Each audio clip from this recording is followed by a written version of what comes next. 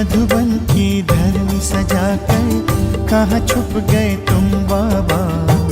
कांटों को फूल बनाकर कहाँ छुप गए तुम बाबा। मधुबन की धरनी सजाकर कहाँ छुप गए तुम बाबा। कांटों को फूल बनाकर कहाँ छुप गए तुम बाबा। पाया सत्सब से तेरा प्यार पाया ओ बाबा। जीवन हुआ सफल ये मेरा, मिल गई खुशियाँ बाबा। मधुबन की धरनी सजाकर कहाँ छुप गए तुम बाबा। कांटों को फूल बनाकर कहाँ छुप गए तुम बाबा।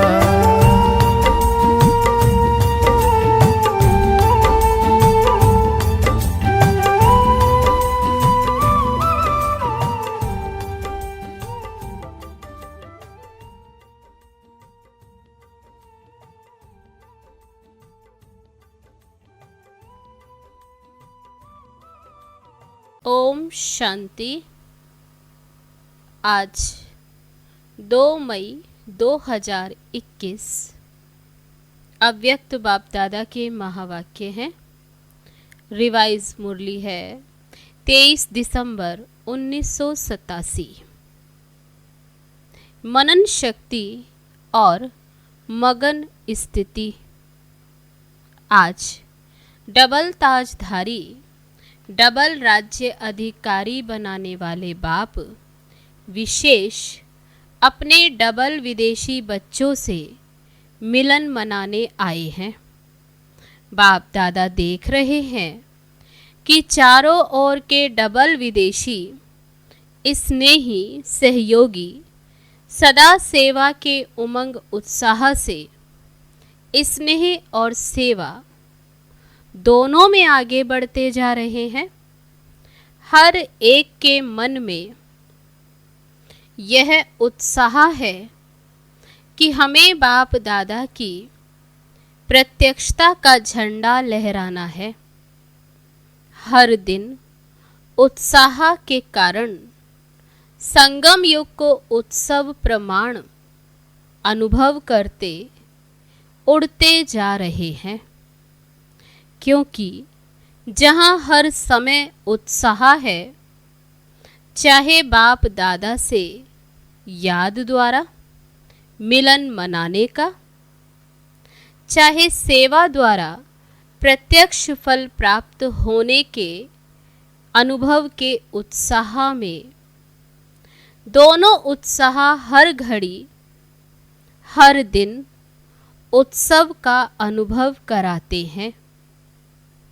दुनिया के लोग विशेष उत्सव के दिन उत्साह का अनुभव करते हैं, लेकिन ब्राह्मण आत्माओं के लिए संगम युग ही उत्साह का युग है। हर दिन नया उत्साह, उमंग, उल्लास स्वतः ही अनुभव होता रहता है। इसलिए संगम युग के हर दिन खुशी की खुराक खाते बाप द्वारा अनेक प्राप्तियों के गुण गाते डबल लाइट बन सदा उत्साह में नाचते रहते हैं। उत्सव में क्या करते हैं? बाबा पूछते क्या करते हैं? खाते हैं, गाते हैं और नाचते हैं। अभी विदेश में विशेष क्रिसमस मनाने की तैयारियां कर रहे हैं। खाना, गाना, बजाना और नाचना यही करेंगे ना, और मिलन मनाएंगे। आप हर दिन क्या करते हो? अमृत वेले से लेकर रात तक यही काम करते हो ना। सेवा भी करते हो, सेवा अर्थात ज्ञान डांस करते हो। बाप दादा के गुणों के गीत आत्माओं को सुनाते हो, तो रोज उत्सव मनाते हो ना। कोई दिन ऐसा नहीं जो सच्चे ब्राह्मण यह कार्य ना करते हो। तब बाबा ने कहा सेवा करना अर्थात ज्ञान डांस करना, और बाप दादा के गुणों के गीत आत्माओं को सुनाना।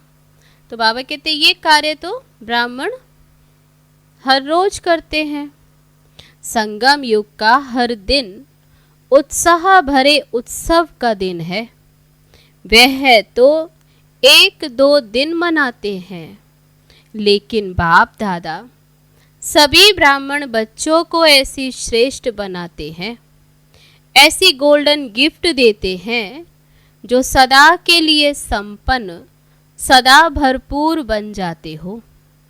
वो लोग क्रिसमस के दिन का इंतजार करते हैं कि क्रिसमस फादर आकर आज गिफ्ट देंगे। वह क्रिसमस फादर को याद करते हैं, और आप किसमिस जैसा मीठा बनाने वाले बाप को याद करते हो। इतनी गिफ्ट मिलती है जो 21 जन्म ये गिफ्ट चलती रहती है। वह विनाशी गिफ्ट थोड़ा समय चल समाप्त हो जाएंगी, और यह अविनाशी गिफ्ट अनेक जन्म आपके साथ रहेगी। जैसे वह लोग क्रिसमस ट्री को सजाते हैं, बाप दादा इस बेहद के वर्ल्ड ट्री में आप चमकते हुए सितारों को संगम युगी श्रेष्ठ धरती के सितारों को अविनाशी लाइट माइट स्वरूप में स्थित होने का अनुभव कराते हैं। वो लोग भी स्टार को मानते हैं, स्टार सजाते हैं, और आप स्टार्स का यादगार स्थूल चमकती हुई लाइट्स के रूप में दिखाते हैं। वे उस लाइट से सजाते, फूलों से सजाते हैं। ये किसका यादगार? रूहानी खुशबूदार फूलों ब्राह्मण आत्माओं का। यह सब उत्सव आप संगम युगी ब्राह्मणों के उत्साह भरे उत्सवों के यादगार हैं। संगम युग पर कल्प वृक्ष के चमकते हुए सितारे, रूहानी गुलाब आप ब्राह्मण आत्माएं हो। बाबा कहते वे तो लाइट से सजाते, फूलों से सजाते, वास्तव में संगम युग पर बाबा कहते आप चमकते हुए सितारे, रूहानी गुलाब आप ब्राह्मण आत्माएं हो। अपना ही यादगार स्वयं देख रहे हो। अविनाशी बाप द्वारा अविनाशी रतन बनते हो, इसलिए अंतिम जन्म तक अपना यादगार देख रहे हो। डबल रूप का यादगार देख रहे हो। संगम युग के रूप का यादगार भिन्न भिन्न रूप से, रीति से दिखाते हैं, और दूसरा भविष्य देव पद का यादगार देख रहे हैं।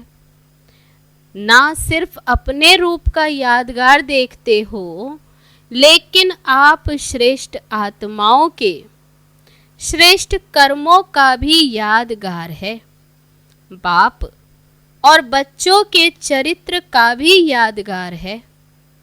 तो अपना यादगार देख सहज याद आ जाता है ना कि हर कल्प हम ऐसी विशेष आत्माएं बनते हैं, बने थे, बने हैं, और आगे भी बनते रहेंगे। बाप दादा ऐसे सदा याद में रहने वाले, जिन्हों का यादगार अभी है, ऐसे बच्चों को देख हर्षित हो रहे हैं। याद में रहने वालों का यह यादगार है। याद का महत्व यादगार देख रहे हो तो डबल विदेशी बच्चों को अपना यादगार देख खुशी होती है ना। बाप दादा को डबल विदेशी बच्चों को देख डबल खुशी होती है। क्यों? एक तो कोने कोने में कल्प पहले वाले बिछड़े हुए खोए हुए बच्चे फिर से मिले, फिर से मिल गए। खोई हुई चीज अगर मिल जाती तो खुशी होती है ना। बाप तो सभी बच्चों को देखकर खुश होते, चाहे भारतवासी हैं चाहे विदेशी। दूसरी बात, डबल विदेशी बच्चों की जो भिन्न धर्म, भिन्न रीति रस्म के पर्दे के अंदर छिपे हुए होते भी, जो भिन्न भिन्न धर्म रस्म रीति जो बाबा कहते हैं इन पर्दों के अंदर छिपे हुए, इस पर्दे को सहज समाप्त कर बाप के बन गए। ये पर्दा हटाने की विशेषता है। पर्दे के अंदर से भी बाप को जानने की विशेषता डबल विदेशियों की है। तो डबल विदेशी, डबल खुशी हो गई ना। बाबा कहते हैं आपको फिर डबल खुशी। डबल विदेशी बच्चों को निश्चय और नशा अपना अलौकिक है। बाप दादा आज चारों ओर के डबल विदेशी बच्चों को विशेष सदा उत्साह में रहने वाले, हर दिन उत्सव मनाने वाले, हर दिन वरदाता बाप द्वारा विशेष वरदान व विशेष आशीर्वाद लेने की डायमंड गिफ्ट बड़े दिल से बड़े दिन के लिए दे रहे हैं। बड़े दिल से और बड़े दिन के लिए सदा उत्सव भरी जीवन भव, सदा सहज उड़ती कला के अनुभवी श्रेष्ठ जीवन भव। अच्छा, आज बाप दादा वतन में 3 प्रकार के बच्चे देख रहे थे। 3 प्रकार कौन से देखे? तो पहला है वर्णन करने वाले, पहले बच्चे वर्णन करने वाले, दूसरे मनन करने वाले और तीसरे अनुभव में मगन रहने वाले। ये 3 प्रकार के बच्चे देश विदेश के सभी बच्चों में देखे। बाबा ने ये 3 प्रकार के बच्चे देश विदेश सभी में देखा। वर्णन करने वाले ब्राह्मण अनेक देखे और मनन करने वाले बीच की संख्या में, अनुभव करने वाले उससे भी कम संख्या में देखे। वर्णन करना अति सहज है क्योंकि 63 जन्मों के संस्कार हैं। तो बाबा कहते वर्णन करना वह तो द्वापर से करते ही आए, तो वह तो 63 जन्मों के संस्कार हैं। एक सुनना, दूसरा जो सुना वह वर्णन करना, ये तो करते ही आए हो। भक्ति मार्ग है ही सुनना या कीर्तन द्वारा, प्रार्थना द्वारा वर्णन करना। साथ साथ देह अभिमान में आने के कारण व्यर्थ बोलना, ये पक्के संस्कार रहे हैं। जहाँ व्यर्थ बोल होता है वहाँ विस्तार स्वतः ही होता है। स्वचिंतन अंतर्मुखी बनाता है, पर चिंतन वर्णन करने के विस्तार में लाता है।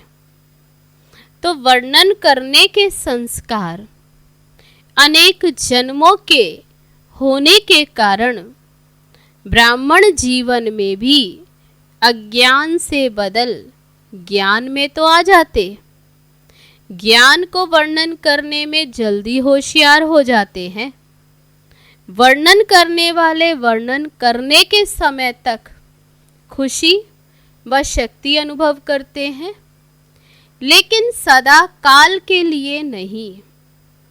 मुख से ज्ञानदाता का वर्णन करने के कारण शक्ति और खुशी, ये ज्ञान का प्रत्यक्ष फल प्राप्त हो जाता है, लेकिन शक्तिशाली स्वरूप सदा खुशी स्वरूप नहीं बन सकते। फिर भी ज्ञान रतन है और डायरेक्ट भगवानुवाच है। ये महावाक्य हैं ही भगवान के, भगवानुवाच, इसलिए यथाशक्ति प्राप्ति स्वरूप बन जाते हैं। मनन करने वाले सदा जो भी सुनते हैं उनको मनन कर स्वयं भी हर ज्ञान की पॉइंट का स्वरूप बनते हैं। मनन शक्ति वाले गुण स्वरूप, शक्ति स्वरूप, ज्ञान स्वरूप और याद स्वरूप स्वतः ही बन जाते, क्योंकि मनन करना अर्थात बुद्धि द्वारा ज्ञान के भोजन को हजम करना। जैसे स्थूल भोजन अगर हजम नहीं होता तो शक्ति नहीं बनती, सिर्फ मुख के स्वाद तक रह जाता। भोजन खाया, केवल मुख के स्वाद तक रहा। ऐसे वर्णन करने वाले को भी सिर्फ ज्ञान मुख के वर्णन तक रह जाता, लेकिन वह बुद्धि द्वारा, मनन शक्ति द्वारा धारण कर शक्तिशाली बन जाते हैं। बाबा कहते, लेकिन वह बुद्धि द्वारा, मनन शक्ति द्वारा धारण करने वाले शक्तिशाली बन जाते। मनन शक्ति वाले सर्व बातों के शक्तिशाली आत्माएं बनते हैं। मनन करने वाले सदा स्वचिंतन में बिजी रहने के कारण माया के अनेक विघ्नों से सहज मुक्त हो जाते हैं, क्योंकि बुद्धि बिजी है तो माया भी बिजी देख किनारा कर लेती है। दूसरी बात, मनन करने से शक्तिशाली बनने के कारण स्वस्थिति कोई भी परिस्थिति में हार नहीं खिला सकती। तो मनन शक्ति वाला अंतर्मुखी सदा सुखी रहता है।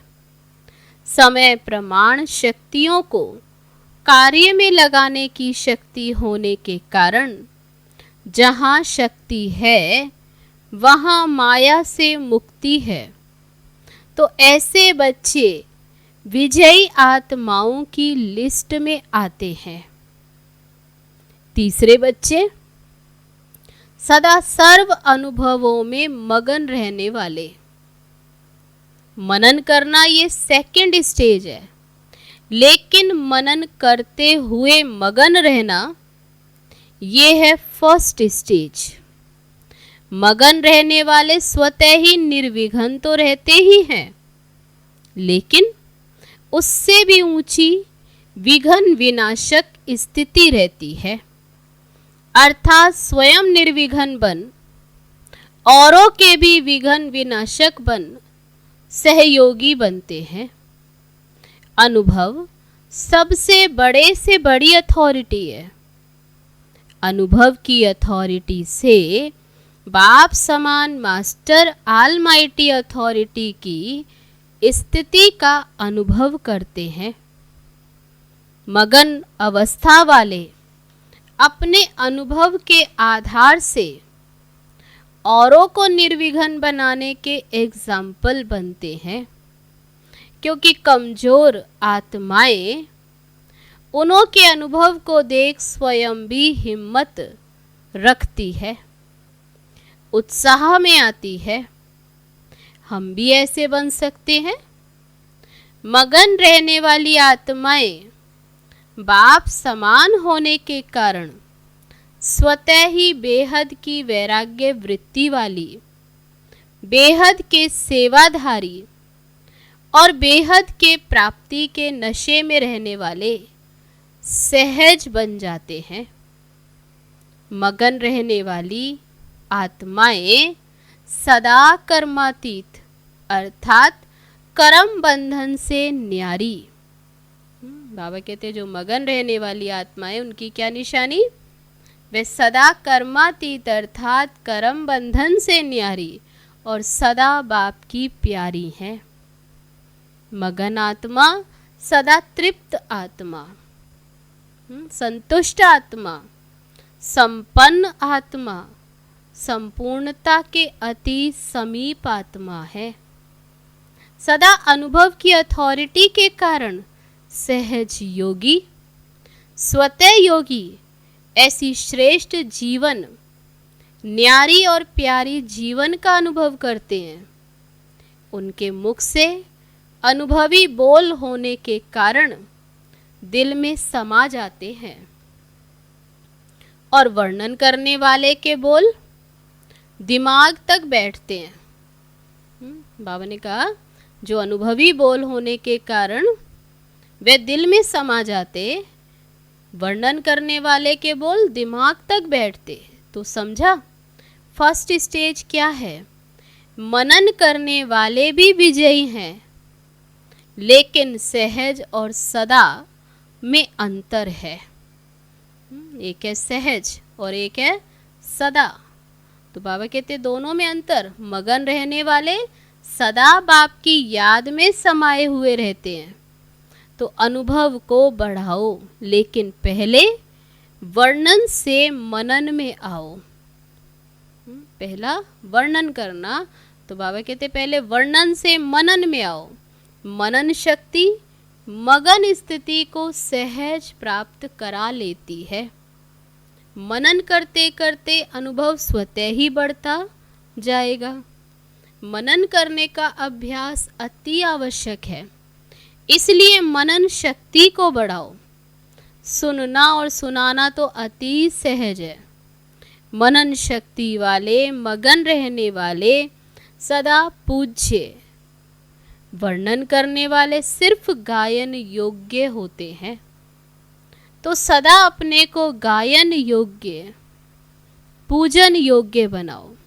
अपने को गायन पूजन योग्य बनाओ। समझा? सेवाधारी तो तीनों हैं। एक है वर्णन करने वाले, दूसरे हैं मनन करने वाले, और तीसरा मगन। तो बाबा कहते तीनों ही सेवाधारी हैं। सेवा का प्रभाव नंबर वार है। नंबर वार में नहीं आना है, नंबर 1 बनना। अच्छा, सदा अपने को डबल राज्य अधिकारी, डबल ताजधारी, श्रेष्ठ आत्मा अनुभव करने वाले, सदा मनन शक्ति द्वारा मगन स्थिति का अनुभव करने वाले, सदा बाप समान अनुभवी, मास्टर ऑलमाइटी अथॉरिटी स्थिति के अनुभवी मूर्त बनने वाले, सदा अपनी शक्तिशाली पूज्य स्थिति को प्राप्त करने वाले, ऐसे नंबर 1 सदा विजयी बच्चों को बाप दादा का याद प्यार और नमस्ते। हम रूहानी बच्चों की रूहानी बाप दादा को नमस्ते नमस्ते। ओम शांति। अब है विदेशी भाई बहनों से मुलाकात। विदेश में रहते स्वदेश स्वस्वरूप की सदा स्मृति में रहने वाले हो। जैसे बाप परम धाम से इस पुराने पराये देश में प्रवेश हो आते हैं, ब्रह्मा तन में आते, पराये देश में आते, ऐसे आप सभी भी परम धाम निवासी श्रेष्ठ आत्माएं, सहज योगी आत्माएं ऐसे अनुभव करती हो कि हम भी परम धाम निवासी आत्माएं इस साकार शरीर में प्रवेश कर विश्व के कार्य अर्थ निमित्त हैं। आप भी अवतरित हुई ब्राह्मण आत्माएं हो। शूद्र जीवन समाप्त हुई, अब शूद्र ब्राह्मण आत्माएं। बाबा कहते शूद्र जीवन समाप्त हुई, अब है शुद्ध ब्राह्मण आत्माएं। ब्राह्मण कभी अपवित्र नहीं बनते, ब्राह्मण अर्थात पवित्र। तो ब्राह्मण हो या मिक्स हो, बाबा पूछते हैं। दोनों नाव में पांव रखने वाले तो नहीं, एक ही नाव में दोनों पांव रखने वाले, अलग अलग नाव में पांव रखने वाले नहीं, एक ही नाव में दोनों पांव रखने वाले। तो ब्राह्मण आत्माएं अवतरित आत्माएं हैं। वैसे भी जो भी आत्माएं अवतार बनकर आई हैं, अवतार रूप से प्रसिद्ध हैं, वे किस लिए आती हैं? श्रेष्ठ परिवर्तन करने के लिए। तो आप अवतारों का काम क्या है? बाबा कहते हैं आप भी अवतरित आत्मा, आपका काम क्या है? विश्व परिवर्तन करना, रात को दिन बनाना, नरक को स्वर्ग बनाना, इतना बड़ा कार्य करने के लिए अवतरित हुए हो, अर्थात ब्राह्मण बने हो। ये काम याद रहता है ना? लौकिक सर्विस भी किस लिए करते हो? इनकम भी कहाँ लगाने के लिए? वे सर्विस भी किस लिए करते? तो बाबा कहते इनकम भी कहाँ लगाने के लिए? सेंटर खोलने के लिए करते हो, व लौकिक परिवार के लिए करते हो। अगर ये लक्ष्य रहता है कि कमाई भी हम ईश्वरीय कार्य में लगाने के लिए करते हैं, लौकिक कार्य करते भी सेवा ही याद रहती है, और किसके डायरेक्शन से करते हो? जब बाप की श्रीमत प्रमाण करते हो बाप के डायरेक्शन पर, तो जिसकी श्रीमत है वही याद आएगा ना। इसलिए बाप दादा कहते हैं लौकिक कार्य करते भी सदा अपने को ट्रस्टी समझो। ट्रस्टी भी हो और वारिस भी हो, चाहे कहाँ भी रहते हो, लेकिन मन से समर्पित हो तो वारिस हो। वारिस का अर्थ ये नहीं कि मधुबन में आकर रहो, लेकिन सेवा क्षेत्र पर रहते भी अगर मन में मेरापन नहीं है, अर्थात समर्पित हैं, तो वारिस हैं। तो सरेंडर हो या अभी कर्म बंधन के अंडर हो? बाबा पूछते अभी सरेंडर हो या कर्म बंधन के अंडर हो?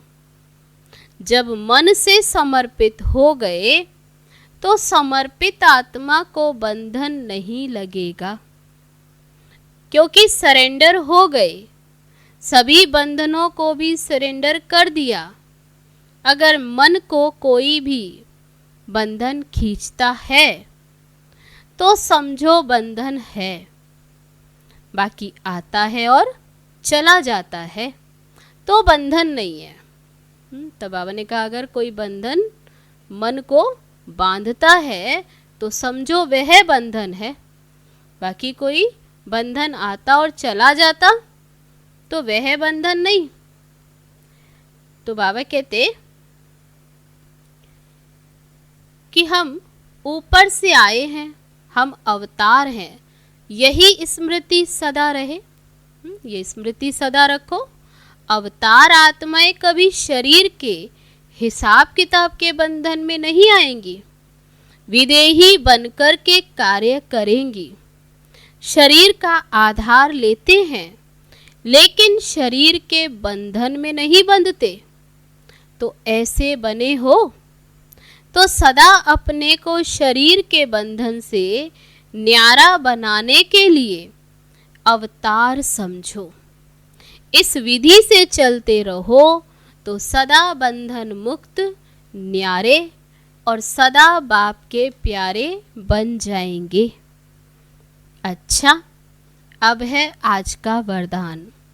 अपनी विजय व सफलता को निश्चित समझकर सदा निश्चिंत रहने वाले निश्चय बुद्धि भव। जो बच्चे सदा बाप में, स्वयं के पार्ट में और ड्रामा की हर सेकंड की एक्ट में 100% निश्चय बुद्धि हैं, उनकी विजय व सफलता निश्चित है। निश्चित विजय होने के कारण वे सदा निश्चिंत रहते। उनके चेहरे से चिंता की कोई भी रेखा दिखाई नहीं देगी। उन्हें सदा निश्चय रहता है कि यह कार्य व यह संकल्प सिद्ध हुआ ही पड़ा है। उन्हें कभी किसी बात में क्वेश्चन नहीं उठ सकता। अब है आज का स्लोगन। सुनने सुनाने में भावना और भाव को बदल देना ही वायुमंडल खराब करना है। अच्छा, ओम शांति।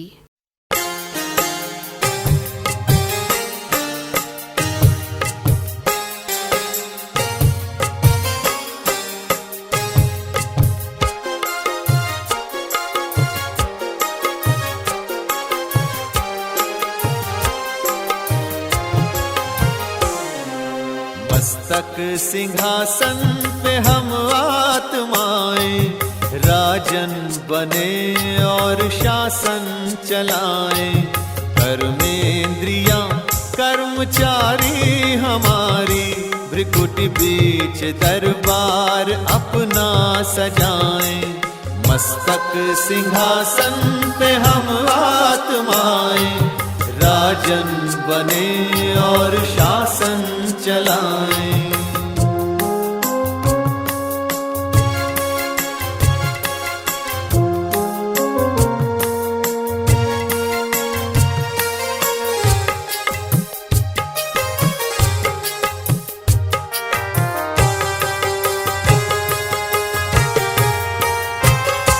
करे मंत्रणा मिलके मन मंत्री से, समाचार पूछे सजग संतरी से।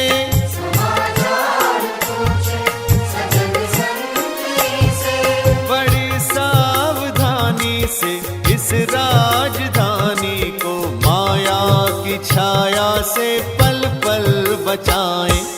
मस्तक सिंहासन पे हम आत्माएं, राजन बने और शासन चलाएं। कर्मेंद्रियां कर्मचारी हमारी, त्रिकुटी बीच दरबार अपना सजाएं।